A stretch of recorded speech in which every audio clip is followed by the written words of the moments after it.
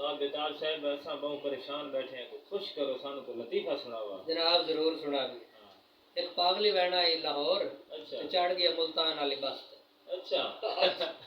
छत पे चढ़ गया मुल्तान वाली बस ते। अच्छा। बस टुर गई। अब वो एक अड्डा आया तो बंदा चढ़न लगा तो पूछे पियो किधर जामना ही। अच्छा। वो तो पूछे पिया पागल। सही है।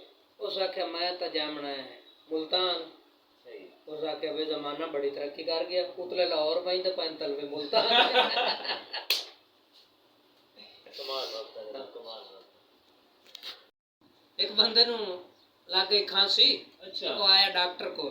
सही। उस आके डॉक्टर साहब मैंने चेक करो, खांसी बड़ी लगी हुई। बड़ी लगी। तो डॉक्टर ने उसनु मोशनाल ली दवाई दे दी।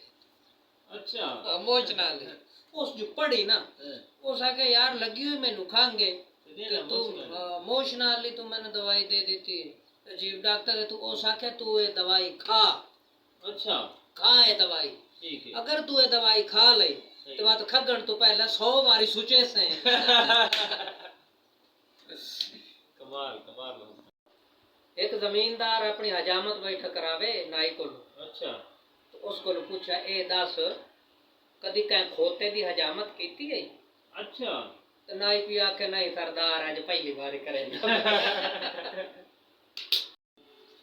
ये वीडियो अगर पसंद आई होवे तेनू लाइक ते शेयर जरूर करना है। ये चैनल जेड़ा है कल्लू वेला मुंडा, इसनू सब्सक्राइब करना। बहुत मेहरबानी, शुक्रिया।